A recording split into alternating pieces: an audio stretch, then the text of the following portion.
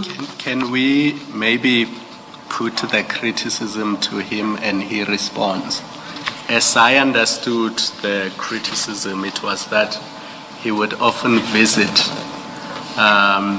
either Ekurhuleni or EMPD offices and have meetings with Julius Mkhwanazi. And Mkhwanazi's superiors would not know what those meetings were about. And the suggestion was that he was cozying up to Mkhwanazi, and the reason why no action was being taken was because he was friendly with him. Indeed, Commissioner. Did you just hear that? He was having secret meetings with Mkhwanazi without telling his superiors. The real question is, if these interactions were genuinely professional, why keep them a secret? This raises serious red flags in his testimony. But it doesn't stop there. The testimony accuses him of cozying up to Mkhwanazi, implying it as the reason no disciplinary actions were pursued. Do you know what cozying up means? Let's check the meaning now. Did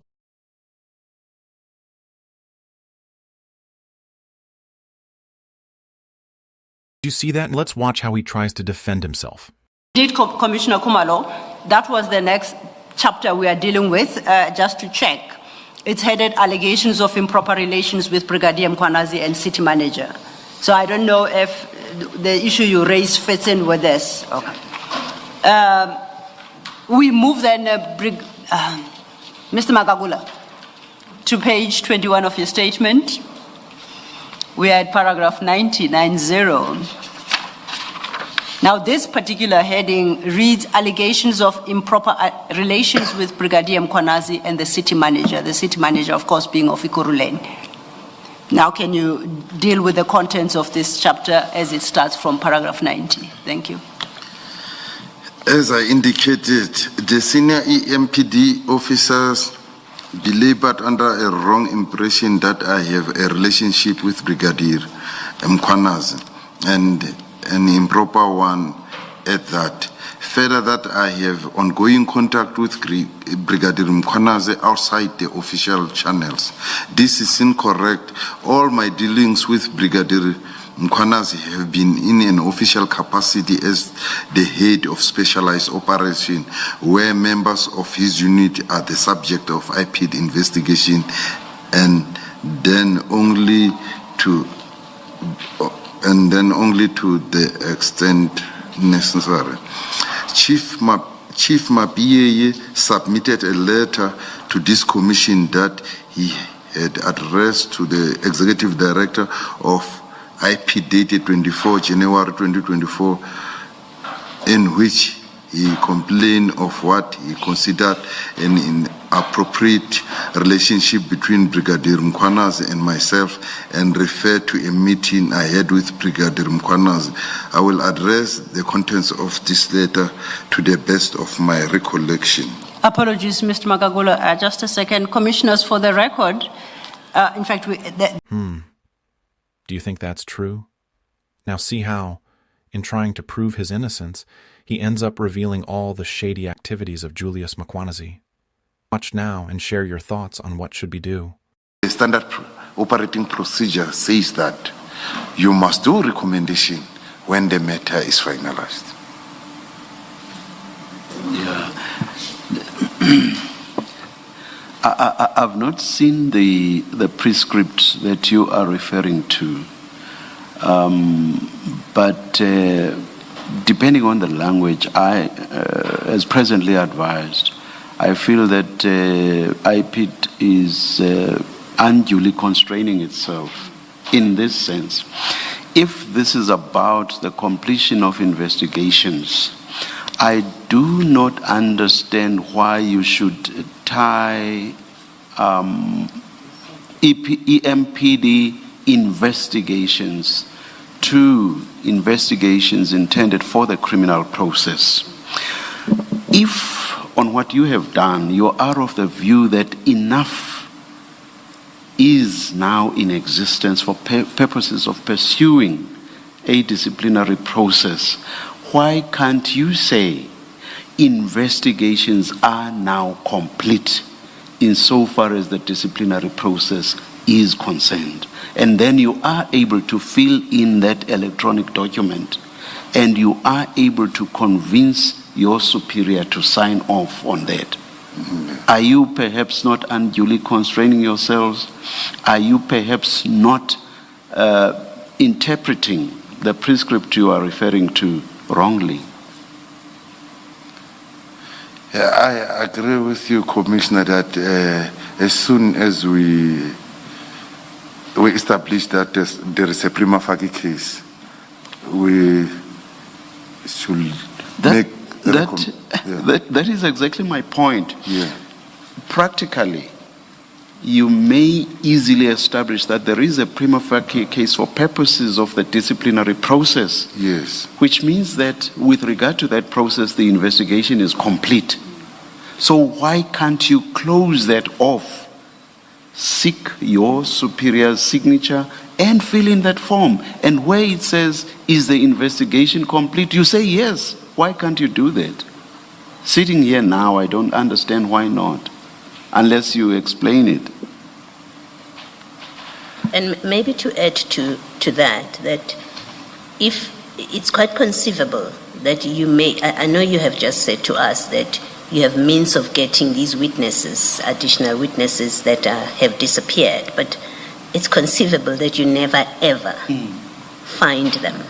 And the way you describe your standard operating procedure and your reasons for not having recommended yet disciplinary action to the EMPD, that could be the end of this case, because you never get those witnesses. And so you have officers where there's a prima facie case against them, which gets proven on a balance of probabilities, and in respect of whom your witness statements are irrelevant, right, for reasons that I've earlier discussed with you, but they actually walk scot-free because your standard operating procedure says until you've bedded everything together and you have a docket that goes to that's approved by the DPP, you may not recommend to the EMPD to institute disciplinary proceedings.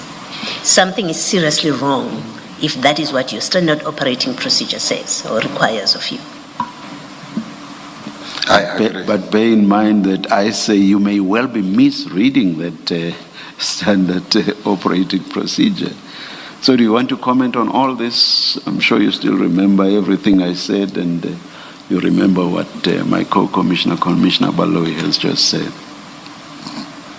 Do you wish to comment on all that, please?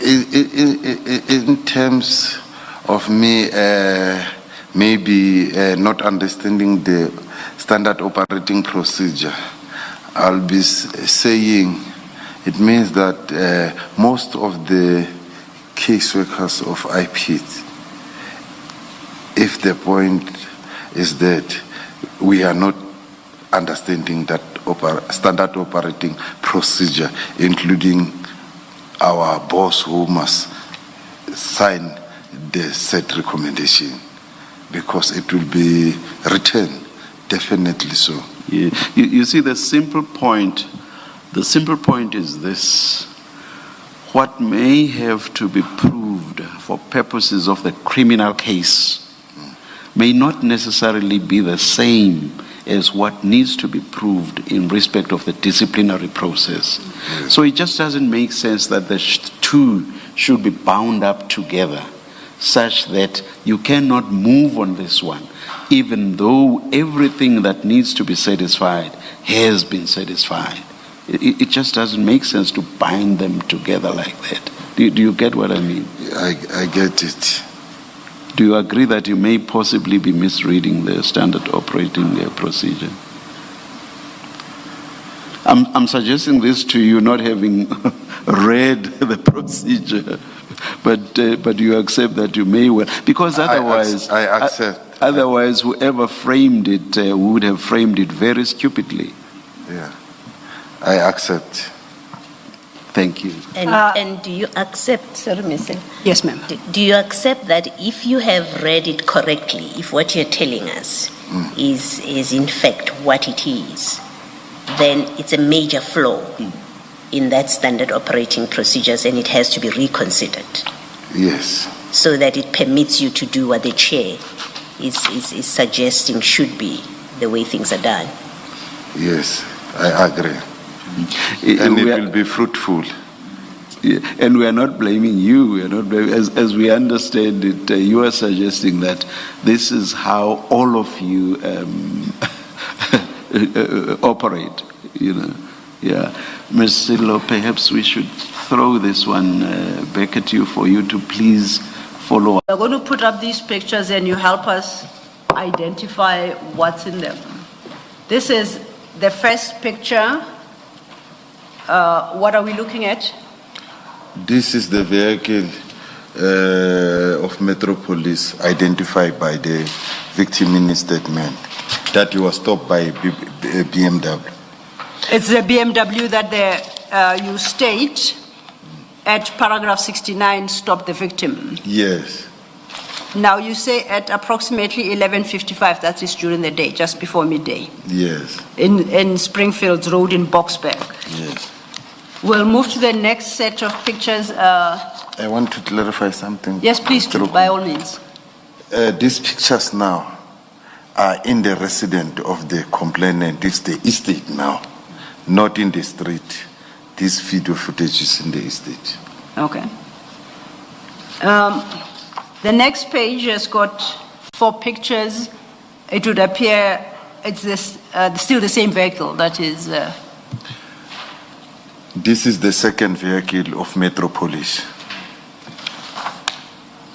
Okay, the first vehicle, if we go a page back, It's a it's got BMW. registration, BMW FT, whatever, from the first picture, Yes. from the top picture. Yeah, from the top picture is Then active. the next set of vehicles is a different picture. It looks like a VW with Yes. DX and the rest. Yes. Then we go to the next set of vehicle pictures. They appear 364.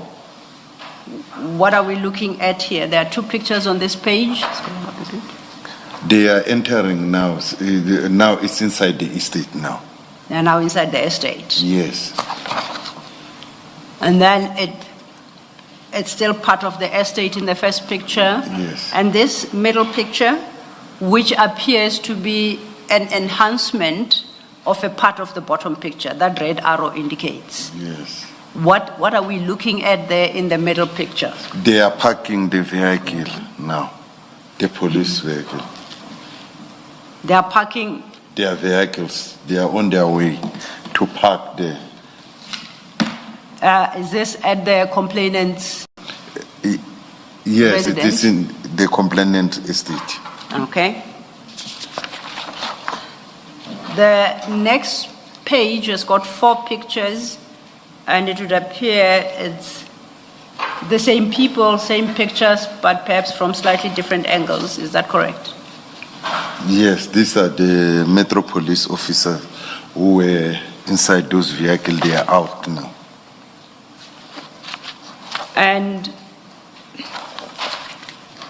so is this next set of pictures. There seems to be a group of people in the top picture there, as enhanced from the second picture. Are you able to make out who those people are? These are Metropolis officers. There are 6 of them. They were using the 2 vehicles, BMW and the VW. Okay. So in total, there are 6. And then the last page has got 2 photographs. Can you talk us through these 2 photographs? These photographs now, they are finished with what they were doing. They are going out with the victim inside their vehicle. Okay, thank you. You then, at page 17, explain the current status of this matter from paragraph 73. From paragraph 73, your page 17. Yes. The case was completed on the 26th September 2024 and recommendation to EMPD were sent and received on the 3rd October 2024. I attached marked TLM5 a copy of this report Furthermore, the case was referred to the DPP on the 3rd October 2024 to decide on prosecution. The DPP issued directives on 23 October 2024, which I addressed and returned the docket to DPP. These are attached as Annex TLM 5.1. Okay. Now, before we go to the reports that you reference at 73, at paragraph 68 of your statement, page 16, you state that this matter involves extortion by EMPD members of an amount of 120,000 from a foreigner at the time visiting South Africa. Yes. If you go to page 384, sorry, I'm reading the wrong number, 355, the red one, 355 and 356 of the big file, the file that we've just been looking at, the photographs of the EMPD officers entering the estate where this foreigner was staying. If we go to 355 and 356, okay. You've got two pictures there in the docket. There is this picture, and then over leaf at 356, there is this other picture, 356. What are these pictures? What can you tell the commissioners about, and why are they relevant for the docket? This picture was taken by the victim before the arrival of the police. It is inside the bag. It is the money that was taken from him. So if you can start on the first photo. Sorry, please say that again.